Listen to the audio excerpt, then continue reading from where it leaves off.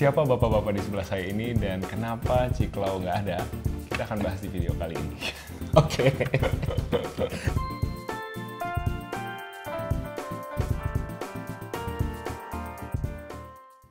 Seakan-akan gue jadi pengganti Ciklau ya. Ganti.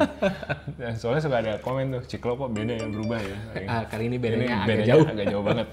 Di channel ini kalian akan temukan konten-konten seputar karir, keuangan, adulting, dan topik-topik menarik lainnya. Jadi kalau kalian suka dengan channel ini, jangan lupa untuk subscribe, share video ini supaya makin banyak bisa nonton channel ini. Hari ini gue nggak ditemenin Claudia, tapi ada Bung Oki Sutanto.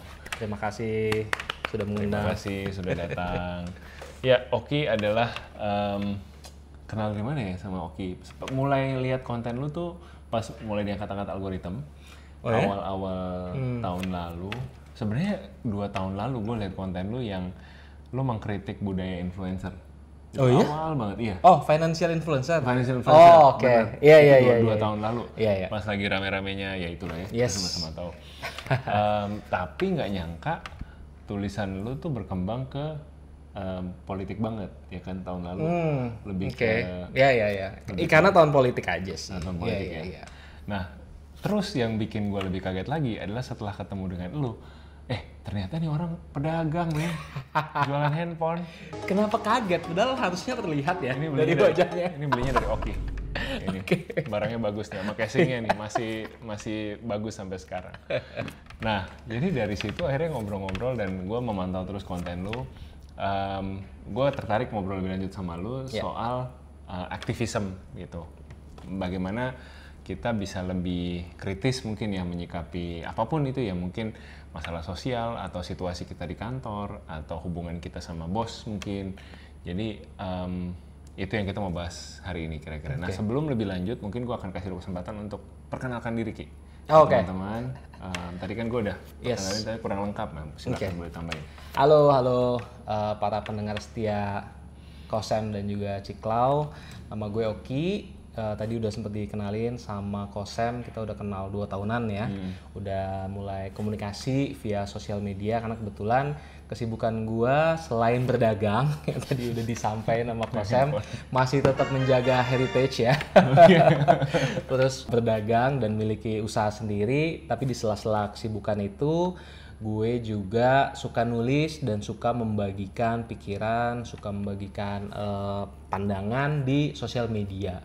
Ya, jadi kalau dulu lewat Facebook, ke Twitter, tapi beberapa tahun belakangan lebih nyamannya di Instagram membagikan tulisan-tulisan gue di sana gitu. Ya, mungkin boleh cerita awal mula lu nulis, Ki. Kalau awal mula nulis sebenarnya udah lama. Gue awal nulis iseng dari SMP SMA, cuma nulis ya kayak puisi, cerpen yang kayak gitu-gitulah. Berarti blogspot lu punya? Ada pastinya blogspot. Zaman Friendster nulis di bulletin board, nulis. Asik. Pakai musik nggak? Gen Z bingung. Apa itu Friendster, MySpace? Iya, jadi memang dari SMP, SMA, tapi lebih mulai intensnya pada saat kuliah. Lebih intens nulis pada saat kuliah. Waktu itu terpapar dengan karya-karya dari Pramudia Nantatur, lalu Gunawan Muhammad, juga Suhogi. Ya, jadi dari sana ngelihat bahwa ternyata nulis tuh nggak cuma sekedar senang-senang doang, nggak cuma sekedar hobi, nggak cuma sekedar entertainment doang lah ya menulis, tapi bisa juga memiliki kekuatan tertentu, juga bisa menjadi sarana aktivisme juga, sarana untuk mengubah keadaan juga ternyata lewat tulisan. Gitu. Bentar, lu kuliahnya di mana dan apa sih? Gue dulu kayaknya kuliah bacanya komik, bukan baca. Lucunya kuliah gue nggak ada politik dan bukan sastra juga. Gue kuliah psikologi. Gue kuliah psikologi, tapi justru yang memperkenalkan gue dengan karya-karya Pram itu salah satu mata kuliah yang sifatnya mata kuliah wajib universitas. Jadi semua wajib ambil. Namanya filsafat manusia kalau gue nggak salah. Nama mata kuliahnya filsafat manusia. Nah, di situ ada satu tugas, kita harus baca satu buku, lalu kita tulis esai terkait buku itu dan apa refleksinya ke kita pribadi gitu ya. Nah, bukunya udah dipilihin dari daftar itu, gue kebagian Bumi Manusia. Pramudia Anantatur. Nah dari situ gue jadi terpapar dengan karya-karya Pram. Gue selesaikan tetralogi Buru, mulai baca-baca tentang Pram, terus berkenalan juga akhirnya dengan tulisan catatan pinggirnya dari Gunawan Muhammad. Juga mulai baca buku-buku, dan juga waktu itu lagi rame filmnya Sohoki yang diperankan Nicholas Saputra. Iya, kembaran gue. Jauh banget sih. Mungkin miripnya cuma 12% kayak PTN ya. Nah, ini yang saya suka deh, udah mulai keluar nih. Ya itu, jadi mulai nulisnya lebih dari sana, terus ya intensnya karena kuliah. Kalau nulis di sosial media, sebenarnya dari dulu, zaman Facebook juga udah suka nulis, zaman Friendster juga suka nulis, tapi lebih intens membagikan itu di Instagram khususnya karena pandemi aja. Karena pandemi, waktu itu toko gue juga harus tutup berbulan-bulan, PSBB or PKPM atau something gitu ya. Jadi ini gue banyak nganggurnya, ngapain ya? Ya udah deh, mulai lebih intens nulis dan bagikan tulisan di Instagram, dan keterusan sampai sekarang. Gitu. Iya, dan itu pas begitu lo banyak nulis, banyak orang juga yang main sosmed dan kayaknya mulai di pick up di situ ya sama algoritma ya. Kayaknya gitu. Tapi gue memang gue merasa nggak di pick up oleh algoritma sih. Karena lumayan lah. Karena follower karena tipe tulisan gue itu tulisan, konten panjang, bukan reels. Karena kalau lu mau bilang di pick up sama algoritma, kalau itu reels itu make sense banget. Karena memang sejak reels diperkenalkan, lu bahkan akan muncul di timeline lu reels yang orang lu nggak follow. Tapi kalau tulisan tuh jarang loh sebenarnya. Lebih sedikit ya, mungkin ada tapi lebih sedikit. But I don't know lah. Tapi kalau gue sih merasa, pertama memang gue nggak nyari viral, nggak nyari untuk gimana nih cara nembus algoritma gitu. Jadi naiknya tuh pelan-pelan aja, naiknya pelan-pelan, dan dari apa istilahnya awal-awal tahun 2020 kayaknya nggak nyampe 1.000 follower gue. Pas awal pandemi, habis itu naik jadi 2.000, habis itu naik jadi 5.000, 7.000, ya naiknya pelan-pelan aja. Semakin lewat titik tertentu tuh kayak ada apa ya, tipping point-nya lah. Jadi ketika ada satu tulisan yang gue bikin jadi lebih mudah untuk tersebar karena orang yang jadi base audiensnya juga udah makin besar. Gitu. Nah, kita belajar sedikit tentang tulisan Oki. Terus tema tulisan lu. Nah, jadi tema tulisan lu itu sebelum 2024 banyak nulis tentang pemerintah. 2022 tuh lu sempat nulis tentang keuangan juga, financial content creator. Nah, Ki, dari sebelum lu nulis tentang pemerintahan, sebenarnya di tahun-tahun sebelumnya juga lu nulis tentang berbagai macam topik gitu ya. Tapi selalu satu tema yang gue lihat adalah lu tuh kritis gitu. Lu tuh mendekati satu topik tuh selalu ada pandangan baru yang lu analisa sendiri dan lu kasih twist lu sendiri gitu di dalam. Ibaratnya itu minuman, lagi minum Coca-Cola, tiba-tiba ada tetesan lemon jadi rasanya berubah gitu. Nah itulah Oki gitu. Jadi itu juga yang membuat gue selalu nunggu-nunggu tulisan lu. Nah, menurut lu, gue tahu ini juga lu udah bagiin sebenarnya di kelas lu punya kelas ya untuk critical thinking dan writing skill. Cuman lu boleh cerita sedikit nggak pentingnya berpikir kritis dan menuangkannya dalam tulisan seperti yang lu lakukan? Pertama gue cerita sedikit kali ya kenapa mungkin tone tulisan gue lebih banyak yang kritis dan lain sebagainya. Sebenarnya karena memang ketika gue belajar untuk menulis gitu ya, beberapa kali juga gue ngirim tulisan ke Kompas, banyak kan gak dimuat. Jauh lebih banyak yang gak dimuat, tapi beberapa dimuat. Dan yang gue senang sebenarnya dari Kompas karena mereka selalu kasih tahu alasannya kenapa misalnya tulisan lu nggak diterima gitu ya. Seringkali karena keterbatasan tempat, dan ini wajar banget. Sehari mereka nerima lebih dari 100 tulisan, sedangkan yang bisa diterima untuk di harian cetaknya, di Kompas cetaknya tuh kayak cuma sekitar 3. Tapi di Kompas ID-nya ya mungkin nambah jadi 6 sampai 8 gitu ya. Tapi sehari memang banyak banget, ketat banget lah untuk bisa masuk sana. Dan selain karena keterbatasan tempat, mereka juga fair. Kalau misalnya bilang ini redaksionalnya kurang tepat atau apa. Nah, dibalas ya, dikasih feedback? Dikasih feedback. Ya meskipun banyak template lah ya, tapi minimal kita tahu kenapa dibalas, kenapa ditolak gitu ya. Dan di bawahnya juga mereka selalu bilang kriteria-kriteria tulisan yang mereka cari. Nah, salah satunya juga memang yang menawarkan kebaruan. Entah perspektifnya baru, belum banyak dibahas, atau isunya juga isu yang baru yang belum banyak dibahas oleh masyarakat. Jadi there's a sense of freshness dari sebuah tulisan. Nah memang yang dari sana gue juga jadi belajar juga dari tulisan-tulisan gue yang akhirnya dimuat sama Kompas itu karena memang ada perspektif yang berbeda. Karena ada perspektif yang baru, ada perspektif yang setingkat lebih kritis dibanding tulisan-tulisan yang misalnya ngebahas isu yang sama, yang udah banyak gitu ya. Nah tapi gue berusaha memberikan perspektif yang lebih unik nih, yang agak sedikit orang-orang belum kepikiran aspek itunya, tapi gue bisa kepikiran. Nah itu kenapa akhirnya banyak tulisan gue yang mungkin tonnya ditangkapnya jadi lebih kritis gitu. Terus pas kalau awal-awal lu baca tulisan gue yang soal mengkritik financial influencers, sebenarnya nggak cuma sekali gue mengkritik influencers. Kebetulan waktu itu lagi rame salah satu kasus financial influencers yang akhirnya berurusan sama hukum juga dan lain sebagainya. Pas pandemi itu rame banget. Nah gue mencoba untuk membedah kasus itu, dan gimana caranya supaya ini nggak terulang lagi, karena ketika itu terjadi gue ngebaca sendiri kan korban-korban kisah-kisahnya yang akhirnya mereka harus menelan kerugian yang nggak sedikit gitu loh, dan istilahnya mereka udah percaya dengan orang yang harusnya bisa dipercaya, betul kan? Tapi akhirnya mereka malah jadi rugi. Nah, ya akhirnya gue bedah lah kasus itu. Intinya jangan mudah untuk terperdaya oleh financial influencers. Gue nggak bilang semua financial influencers itu jelek ya di situ. Gue beberin nih mana yang baiknya lu percaya, mana yang enggak. Kita bedah kasusnya dan lain sebagainya. Gue juga waktu itu pernah ngebahas soal jangan mau dibego-begoin sama psikologi. Padahal gue juga dulu kan kuliah psikologi. Karena gue melihat ada banyak kreator konten psikologi yang nggak sesuai dengan kode etik psikologi, gitu. Tidak sesuai dengan kode etik psikologi, mulai dari ngebagiin kasus-kasus atau klien-klien yang sebenarnya ini harusnya lu private gitu kan, harusnya ini nggak dibagikan. Atau baru S1 tapi mereka sudah melakukan hal-hal yang harusnya itu cuma boleh dilakukan sama S2, melakukan diagnosa klinis dan lain sebagainya gitu. Dan membagikan konten-konten soal diagnosa klinis dan juga mendorong orang untuk self-diagnose gitu ya. Nah ini kan menurut gue ini banyak bahayanya. Mungkin ada manfaatnya tapi banyak bahayanya. Jadi lebih ke sana sih, banyak memang tulisan gue yang berangkat dari keresahan.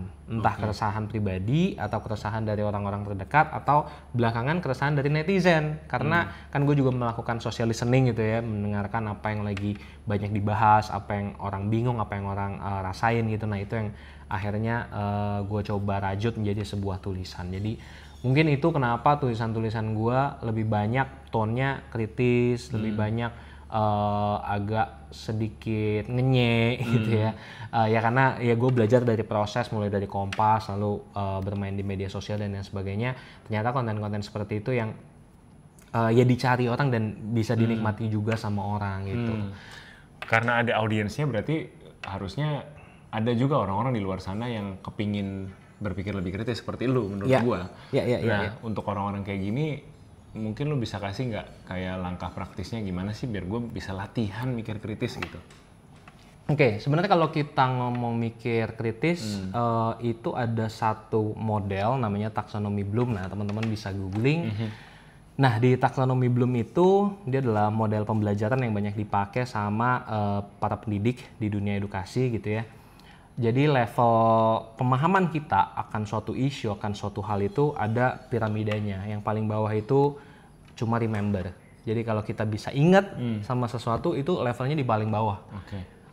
Bisa remember itu ada understand. Kalau kita bisa paham sebuah isu itu sedikit lebih atas. Tapi itu masih masuk ke lower order thinking skills.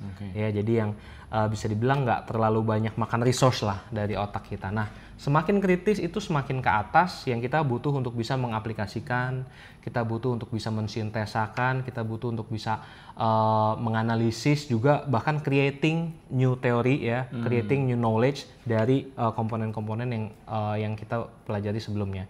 Makanya ketika teman-teman kuliah S2, kuliah S3 itu kan tugas akhirnya entah tesis, entah disertasi itu biasanya bikin penelitian sendiri berdasarkan apa yang sudah kita pelajari semasa kuliah. Bahkan kalau di S3 bikin teori baru gitu kan. Itu disertasi kan bikin teori baru berdasarkan teori-teori lain yang udah ada. Jadi memang diharapkan untuk bisa berpikir kritis ya kita lebih banyak di bermain yang di level atas, di piramida yang level atas, applying, analyzing, bahkan creating new information, new knowledge berdasarkan hal-hal yang sudah kita pelajari sebelumnya. Jadi mungkin kalau mau lebih banyak ya jangan puas cuma ada di level remember dan understand ya. Itu level yang bawah banget SMP gitu. SMA gitu suruh ngafalin kan. Nah, jadi ya. coba banyak-banyak baca. Gue sih akan selalu bilang banyak-banyak baca, perluas literatur kita, perbanyak riset supaya kita bisa ngelihat the bigger picture-nya gitu. Kayak misalnya kalau misalnya gue lagi ngebahas soal sebuah fenomena atau sebuah isu, gue jarang ngebahas itu sebagai serangan personal ke seseorangnya gitu ya. Tapi coba ngelihat misalnya lagi banyak kasus kekerasan seksual di lingkungan agama. Ya gue pernah ngebahas juga soal itu. Tapi gue nggak mau spesifik ngebahas ke satu contoh itu aja. Coba kita lihat di agama lain ada juga gak ya kasus yang sama. Oh ternyata ada, di pesantren ada, di gereja juga ada, bahkan mungkin di agama lain juga ada. Kira-kira apa sih yang menyebabkan, apa kesamaannya, apa polanya, kenapa itu bisa terjadi. Nah itu kan butuh banyak riset, butuh banyak baca. Oh ternyata kita seringkali melakukan pengkultusan kepada pemuka agama. Jadi apapun yang dia bilang kita terima gitu aja. Makanya orang jadi takut untuk ngelawan. Fakta itunya juga ada faktor kekuasaan juga gitu ya, power relation antara si pemuka agama dengan si orang yang ada di bawahnya. Makanya kan banyak juga ini terjadi sekte-sekte sesat kan ada tuh di Netflix. How to make a cult or something gitu ya. Ada yang cerita di Amerika ada, di Amerika, di Korea Selatan ada. Itu ya kurang lebih begitulah fenomena yang terjadi. Jadi jangan cuma ngebahas dari satu fenomena aja, satu contoh, coba dilihat dari lingkup yang lebih besar. Kira-kira ada polanya gak? Kira-kira akar masalahnya di mana? Jadi itu salah satu saran yang mungkin bisa gue bagikan kalau mau teman-teman mau belajar untuk lebih kritis. Oke. Kita udah ambil nih skill kritisnya gitu misalkan. Kemudian aplikasinya, nah ini kan orang punya spektrum yang macam-macam ya Ki. Yeah. Ada orang yang ambil praktis, ya udah saya kritis, tapi pokoknya saya simpen sendiri. Buat saya ngambil keputusan, buat saya milih barang kalau saya lagi dijualin produk apa nih gitu, saya bisa mikir kritis. Buat saya memilih apa yang saya makan, buat milih saya milih pasangan dan lain sebagainya. Ini berguna gitu kan. Yes. Tapi kritis yang lu lakukan, lu kan spektrumnya another step menurut gua, karena lu advocating something, lu menjadi seorang aktivis gitu ya. Ada niat atau ada wawasan yang dibagi gitu, ada wawasan baru yang dibagi dan lu menginfluence publik gitu. Nah, sejauh mana ini lu mau bawa gitu kan? Karena aktivisme ini kan biasanya ada end goal-nya atau mungkin sebelum ke situ gini deh, buat kita nih yang mungkin aktivismenya level praktis gitu, ya gue masih kantoran, gue mungkin nggak bisa aktif nulis, gue mungkin nggak seberani Sam untuk ngomong di sosial media, bikin konten gitu. Seberapa relevan movement aktivisme ini buat gue gitu? Gue harus nggak sih, atau gue harus nggak sih aktif mengkritisi fenomena sosial, atau ya sebenarnya gue ya udah gue pasif aja, play it safe aja, kayak lu tadi lu bilang menjaga heritage aja, gue kantoran aja deh, gue 9 to 5 aja gitu. Jadi buat lu ke teman-teman yang masih on the fence gitu, lu mau bilang apa Ki? Oke. Pertama sih gue jarang untuk melabel diri sebagai aktivis gitu ya, karena gue sendiri masih cukup canggung kali ya menggunakan label itu, dan gue juga kenal dengan orang-orang yang memang aktivis garis keras gitu ya, yang memang gitu ya? Yes, yang memang mereka bangun komunitas sendiri, mereka bikin LBH dan lain sebagainya, mereka beneran turun ke lapangan tiap minggu rutin ikut demo dan lain sebagainya. Itu gue ngelihat dan gue sangat terkesan dengan mereka gitu ya. Justru gue merasa masih jauh banget untuk masalah dampak, melakukan advokasi dan lain sebagainya, itu gue merasa masih jauh banget, masih butuh untuk belajar dari mereka. Cuma sebisa mungkin apa yang gue bisa lakukan gitu ya untuk hari-hari ini ya lewat tulisan gue, bisa mengangkat sebuah isu, mungkin itu hal yang paling basic gitu ya, mengangkat sebuah isu atau mengajak orang untuk berpikir lebih jauh gitu ya, terkait sebuah isu, itu juga gue bisa lakukan. Atau bergerak bareng dengan teman-teman dari aktivisme lain gitu ya, dari aktivis lain. Gue pernah kerja bareng sama diundang podcast sama Greenpeace untuk ngebahas tentang isu lingkungan. Pernah sama We Speak Up juga waktu itu ngebahas soal isu reformasi polisi. Lalu juga bantu-bantu di Bijak Pilkada juga kemarin, Bijak Demokrasi, untuk banyak ngebahas soal pilkada kemarin ya, tentang demokrasi, politik dan lain sebagainya. Jadi saat ini yang bisa gue lakukan memang mungkin hanya sebatas itu gitu. Tapi apakah semua orang harus jadi aktivis? Menurut gue nggak bisa dipaksain. Kalau gue boleh berharap, iya. Cuma kan itu nggak bisa dipaksain. Gue sendiri juga tahu bahwa apa ya, masing-masing orang punya individual differences gitu ya. Masing-masing orang punya kenyamanannya sendiri, masing-masing orang juga punya ruang geraknya sendiri gitu ya. Ada yang terbatasi karena pekerjaannya ya, karena pekerjaannya mereka bahkan nggak bisa update status sembarangan. Ada yang kayak gitu, misalnya kerja di BUMN atau mereka PNS gitu ya. Gue sering dapat curhatan soalnya kayak gitu. Koh, thank you ya udah menyuarakan ini. Gue pengen share cuma nggak bisa gitu ya. Oke, ada yang karena itu. Jadi ya udah cuma bisa bantu like doang gitu ya. Ada juga yang memang karena masih berkutat untuk memenuhi kebutuhan dirinya sendiri juga, gitu ya. Dan kita nggak bisa maksa apa ya. Gue pernah dengar satu kalimat dari dosen gue pas kuliah, there is no world peace kalau masih ada hunger. Ya, kalau masih ada orang kelaparan, lu gimana berharap ada kedamaian di dunia? It's bullshit gitu ya. Dan ya itu benar. Kalau orang sehari-hari masih sibuk dengan pemenuhan kebutuhan pribadinya gitu ya, sandang pangan papan yang akan semakin sulit dengan PPN 12%.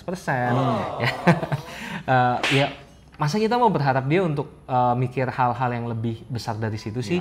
Ini juga kan salah satu kritik kenapa kok banyak orang pilihan politiknya dipengaruhi oleh bansos gitu ya, oleh bansos atau oleh money politics. Ini kan banyak sekali diskursus yang bilang hal-hal seperti ini.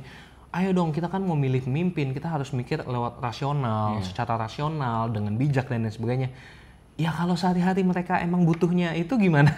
Pasti butuh untuk dapat beras, butuh untuk dapat uang tunai, dapat BLT dan lain sebagainya. Ya kita nggak bisa maksain mereka. Jadi memang ini long game gitu ya. Memang it's a long game. Jadi yang sudah selesai dengan dirinya sendiri dan memiliki ketertarikan untuk melakukan sesuatu untuk sesamanya bisa mulai untuk terjun ke aktivisme di cause yang berbeda-beda. Ada yang mungkin sukanya soal lingkungan, ya udah kita mulai suarakan soal lingkungan. Ada yang mungkin tentang kekerasan seksual, ada yang mungkin tentang pendidikan, ada yang mungkin tentang hukum. Itu beda-beda, silakan dipilih. Menurut gua kalau memang sudah punya resource-nya untuk melakukan itu. Tapi kalau belum juga ya kita nggak bisa maksain. Jadi gimana caranya supaya level ekonomi, level pendidikannya juga terus naik supaya makin banyak orang yang sudah selesai dengan dirinya sendiri lalu bisa mulai ikutan untuk bersuara, ikutan untuk mengkritisi kebijakan-kebijakan dari pemerintah, kebijakan-kebijakan politik dan lain sebagainya. Menurut gue itu penting karena semakin banyak orang yang melakukan itu akan semakin bisa menjaga kekuasaan supaya tidak semena-mena. Ada satu teori dari aku lupa dari mana, yaitu critical mass 3,5%. Jadi kalau 3,5% orang dari populasi bisa menjadi massa yang kritis, itu sebenarnya udah cukup. Nggak harus 100 orang. Karena mereka bisa jadi lokomotifnya, mereka bisa menjadi penggeraknya. Dan ini berdasarkan riset di berbagai gerakan-gerakan yang pada akhirnya mengubah suatu negara gitu ya, mengubah keadaan mulai dari people power di Filipina, lalu Black Lives Matter, lalu dari Martin Luther King dan lain sebagainya, mengakhiri segregasi. Itu nggak harus di awal semua orang harus setuju dulu, tapi minimal ada 3,5% massa kritis, ya critical mass, orang-orang yang peduli, orang-orang yang mau menjadi aktivis gitu ya dan bersuara sehingga mereka tuh bisa menjadi apa ya, lokomotif pada akhirnya orang ikut untuk bergerak juga. Jadi semakin banyak yang mau bersuara, semakin banyak yang mau kritis, it's good for the country gitu. Wow. Tapi gue menengah ke atas Ki, misalkan gue kayaknya di kantor baik-baik aja. Lah justru. Coba. Nasihatin Ki, gimana? Nah, ya gue juga sering ya mendapatkan respons atau reaksi gitu ya. Lu ngapain sih ngomongin soal politik, bukannya hidup lu enak-enak aja ya? Lah sekilas mungkin iya itu ada benernya sekilas, tapi sebenarnya kayak sekarang nih PPN tiba-tiba naik, kita mau ada pungutan tapera, nanti harga apa, ada pungutan apa lagi, BPKB ya kayaknya juga mau ada komponen tambahan ya, untuk kendaraan gitu ya. Jadi itu tuh sebenarnya semua dipengaruhi oleh keputusan-keputusan politik ya. Dan orang merasa bahwa mereka powerless, bahwa mereka ya kan itu bukan urusan gua ya kan, gua nggak ada sangkut pautnya sama itu, gua juga nggak punya ruang untuk bisa ngasih masukan dan lain sebagainya, ikut menentukan. Nah itu kan sebuah kepasrahan yang dirawat sejak Orde Baru, bahwa lu itu nggak punya hak untuk melakukan apa-apa, lu itu terbatas, udah lu terima aja kecil, gitu ya. Rakyat kecil udah lalu terima aja gitu ya. Padahal sebenarnya kelas menengah itu di berbagai negara yang justru menjadi salah satu kunci perubahan, salah satu kunci untuk melakukan perbaikan di negaranya. Pertama karena mereka punya resource-nya, gitu kan. Mereka punya resource-nya, mereka nggak lagi sehari-hari cuma untuk makan doang, gitu kan. Mereka udah punya resource lebih untuk bersuara, untuk berjejaring, untuk membangun asosiasi dan lain sebagainya. Itu pasti kelas menengah punya resource yang lebih, gitu ya. Dan juga kelas menengah harusnya punya tanggung jawab moral juga, karena mereka mereka diuntungkan oleh privilege yang mereka miliki. Mereka mungkin mendapat pendidikan yang lebih baik, mereka mendapatkan ekonomi, pemasukan, penghasilan yang lebih baik juga. Harusnya mereka memiliki tanggung jawab moral untuk membantu orang-orang yang tidak seberuntung mereka, yang belum seberuntung mereka. Jadi gue rasa di banyak agama ini juga menjadi ajaran kan, makanya ada zakat gitu kan, makanya ada perpuluhan kalau di Kristen, makanya di Katolik juga peduli dengan kaum papa dan lain sebagainya. Jadi memang banyak ajaran agama yang menuntut tanggung jawab orang yang lebih berpunya untuk membantu mereka yang belum berpunya. Nah ini juga sebenarnya kalau kita translate ke urusan demokrasi, ke urusan politik, ke urusan aktivisme, justru kelas menengah yang harusnya bisa berperan lebih gitu loh. Ibaratnya tadi lu pakai istilah sudah beres dengan diri sendiri, sudah paling mendekati beres gitu ya mungkin ya. Wow. Karena kalau semua kelas menengahnya tutup mata gitu ya, semua kelas menengahnya ya diem-diem aja, ini yang enak ya penguasa. Yang enak ya penguasa, ya udahlah, gua ngapain aja mereka diem kok. Ya udah gua akan berlaku semena-mena gitu kan. Takutnya ini jadi katak yang lagi direbus. Jadi apinya dinaikin pelan-pelan nih suhunya. Ya mereka merasa nggak ada yang salah sampai mereka akhirnya sudah terlalu lemas. Kalau misalnya masalahnya apinya udah terlalu panas gitu ya. Akhirnya udah terlalu panas. Akhirnya udah terlalu lemes juga si katak, udah nggak bisa ngapa-ngapain lagi gitu. Jangan sampai kayak Jangan gitu. sampai terjadi seperti itu. Wow, deep man. Jadi mikir. Nah mungkin selanjutnya ada rasa takut nggak lu bersuara? Dan mungkin buat teman-teman yang mau mengikuti ya mungkin terinspirasi nih untuk jadi aktivis juga gitu. Mungkin belum aktivis lah, lebih kritis, lebih punya cara pandang kritis dan kita nggak cuma bicara pemerintah ya. Kalau kita bicara kritis di kantor, kita melihat situasi yang zolim, kita bisa kritis. Kita bisa di organisasi juga gitu. Maksudnya sikap kritis ini bukan hanya terhadap penguasa, cuman pasti ada rasa takut ketika kita mulai berpikir atau mengutarakan pendapat gitu. Nah, terhadap rasa takut itu kita gimana bersikap nih? Gue sendiri sih sebenarnya jarang ya rasa takut itu. Yang lebih sering orang-orang terdekat gue, bini gue misalnya, atau ya keluarga gue atau teman-teman dekat gue yang lu hati-hati lu yang kayak gitu-gitulah, sering yang ngomong kayak gitu. Kalau gue sih lebih ke precaution aja, mungkin ya precaution.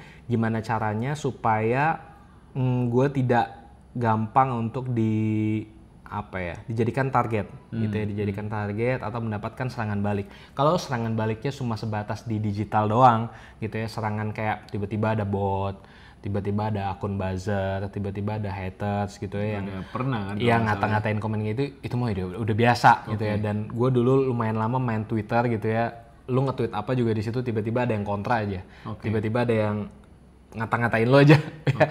Lu nge-tweet harmless apapun itu pasti akan terjadi di Twitter ya, pasti salah lah. Nah di Instagram kadang-kadang juga terjadi hal-hal seperti itu, dan tuduhan-tuduhan, lu buzzer nih, lu buzzer dari anak abah, lu dari Ganjar, lu tiba-tiba PDIP, lu apa, itu sering muncul. Dan menurut gua ya udah terserah mereka mau ngatain apa, toh itu juga nggak ngubah gua, dan itu nggak 100 orang ngomong itu nggak bikin itu jadi benar juga kan sebenarnya. Tapi precaution yang gue lakukan adalah jangan sampai memfitnah Itu gue hindarin banget. Makanya gue risetnya selalu berlapis lah untuk melakukan verifikasi faktanya. Jadi kalau sampai ini orang sebenarnya nggak korupsi, tapi gue bilang koruptor. Nah itu gue melakukan fitnah, gue menyebarkan hoax, gue bikin misinformasi gitu. Itu yang gue hindarin. Jadi jangan sampai kita justru menyerang kehormatan orang dan menyebarkan sesuatu yang tidak benar cuma karena kita nggak suka sama orangnya. Hindari personal ya? Yes, hindari itu jadi personal juga. Makanya biasanya yang gue kritik lebih ke sistemnya, lebih ke akar masalahnya itu apa gitu. Dan juga nggak pernah untuk gue tuh sering banget dapet DM informasi-informasi yang wah ini kalau gue publish seru banget nih. Cuma selama gue belum bisa mengkonfirmasi itu, selama gue belum bisa memverifikasi itu dengan entah data publik, entah akun berita dari media-media yang terpercaya, ya gue nggak akan ngebahas itu. Gitu ya, gue nggak akan ngebahas itu, gitu ya, karena menurut gue itu bisa jadi bumerang buat guanya gitu. Jadi kalau teman-teman mau mulai lebih kritis gitu ya, perhatikan itu, jangan sampai teman-teman malah menyebarkan hoax, memfitnah orang, menyerang kehormatan orang gitu ya. Jadi coba hindari hal-hal yang belum pasti kebenarannya, jangan dipublish terlebih dahulu. Jadi disaring sebelum sharing. Mungkin itu precaution yang bisa dilakukan pertama. Yang kedua adalah membangun jejaring atau membangun komunitas dengan orang-orang yang like-minded, orang-orang yang sefrekuensi gitu loh. Justru dari berteman dengan yang sama-sama aktivis gitu ya, digital activism, yang sama-sama suka menyuarakan hal tertentu gitu ya, itu kita jadi bisa saling belajar, kita jadi bisa saling support. Ini lagi ada isu ini nih yang gue belum tahu nih soal isu itu, gue jadi bisa belajar dari dia dan lain sebagainya. Dari situ nanti kita bisa kenal, dapat perspektif baru, kenalan dengan akademisi, kenalan dengan jurnalis lain yang lama-lama itu bisa menjadi support system kita juga, yang bisa dan juga bisa ngingetin kita supaya jangan kelewat batas ketika lagi membahas sesuatu gitu. Lu setuju nggak sama statement kritik harus membangun? Jangan kritik doang. Enggak setuju gue. Itu gimana? Tai kucing. Iya, karena kita sering dibungkam, budaya kritik itu sering dibungkam dengan harus membangun, solusinya apa gitu kan. Enggak sih. Terutama di setting kantoran ya. Kantoran juga gitu. Siapa yang berani kritik, dia harus berani bawa solusinya apa. Kamu jangan, kan ada kata-kata dalam bahasa Inggris yang terdengar bijak ya. Don't be a solution atau don't be the problem gitu. Maksudnya itu sebenarnya gimana ya? Karena kan kadang-kadang kita bisa lihat sesuatu yang salah, tapi nggak kepikiran langsung sih. Cuman this is wrong gitu. I have to say that this is wrong. Menurut gue itu salah. Itu salah juga. Kritik mah ya kritik aja. Kalau lu bisa sambil ngasih solusinya, itu bonus. Itu bonus aja, gitu ya. Dan ini tergantung ya konteksnya di mana. Kalau memang ini di perusahaan dan job desk lu adalah mencari solusi, ya sebisa mungkin kritik lu ada solusinya. Sebisa mungkin. Kalau emang itu job desk lu. Tapi kalau enggak, misalnya lu tahu nih, ada petinggi yang suka melakukan pelecehan seksual di kantor lu nggak punya solusinya dong. Masa dipecat? Kan nggak mungkin.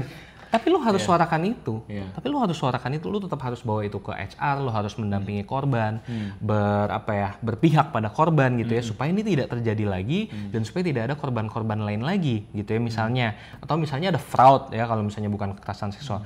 Lu tahu ada teman lu yang korupsi nih, ada teman lu yang menyelundupkan, menggelapkan uang perusahaan, tapi lu nggak tahu solusinya, masa lu diem aja? Kan itu juga masalah. The first step to a solution adalah untuk tahu dulu ada masalah. Gitu kan, kalau kita aja nggak bring up, kita aja nggak kasih tahu ini ada masalah nih, ini genteng kita bocor nih, tapi dia nggak punya solusinya, terus dia diem aja, itu kan nggak gitu juga. Solusinya mungkin bisa panggil genteng gitu. Atau ada kebakaran, lu tahu nih kebakaran, tapi lu nggak punya selangnya, masa lu diem aja? Ya kan, pertama-tama lu bisa teriak kan.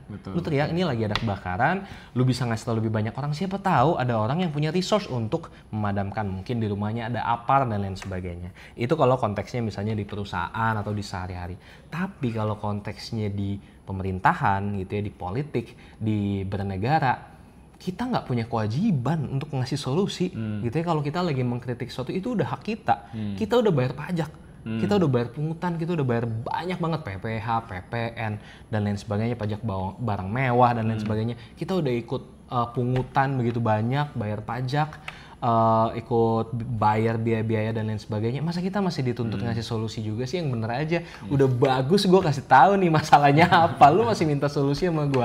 Yang dulu minta dipilih sama rakyat, yang dulu nawarin solusi ke rakyat, kan lu pada yang sekarang jadi kepala daerah, yang sekarang jadi anggota DPR, DPRD, menteri, presiden, kan lu pada yang merasa punya solusi gitu, yang merasa bisa memperbaiki keadaan. Masa sekarang minta solusinya ke gua yang ngegaji lu, ya tahu diri lah. Wow. Iya. Oke, itu Oki Sutanto, dan ini mungkin podcast paling seru ya. Ya so far topiknya paling beda. Gue belum pernah ngebahas politik, aktivisme, berpikir kritis sampai sejauh ini. Tapi menurut gue buat teman-teman ini bisa diambil dalam level kalian masing-masing ya. Kalau ada yang mungkin terpanggil untuk oke, saya mau jadi demonstran, saya mau mengkritisi secara frontal dan terbuka, silakan. Tapi ada juga mungkin di antara teman-teman yang tadi Oki bilang, mungkin saya masih mau fokus ngurusin perut dulu deh. Saya mau fokus ngurusin, tapi ilmunya Oki yang di-share hari ini bisa nih untuk saya pakai di kantor, bisa nih untuk saya pakai di organisasi. Itu juga silakan banget. Nah, as a parting notes, mungkin lo ada yang mau di-share Ki ke teman-teman? Atau mungkin ada produk yang lo mau share, ada bisa nemukan Oki di mana, bisa follow di mana gitu. Silakan. Gua nggak tahu apakah konten-konten gue bisa bermanfaat atau enggak buat teman-teman sekalian, tapi kalau mau follow silakan. Next year rencananya akan ada 2 buku yang akan rilis ya, jadi bisa nantikan info-info terbarunya juga di Instagram. Satu kumpulan esai, satu lagi from scratch, itu judulnya adalah Filosofi Ngamuk. Nah jadi ini bakal pas banget dengan bahasan kita hari ini. Kenapa kita harus lebih sering ngamuk dalam kehidupan? Ini melengkapi yang satu lagi itu, yang duduk-duduk di teras yang santai itu, ini ngamuk gitu. Enggak dong. Oke, thank you so much Oki Sutanto, thank you teman-teman udah nonton. Buat yang punya pertanyaan atau apapun, boleh komen-komen di bawah. Gue juga akan taruh detailnya Oki di bawah, link-link tadi yang disebutin. Kalian bisa temukan semua di description box. Take care and see you guys on the next video. Bye-bye!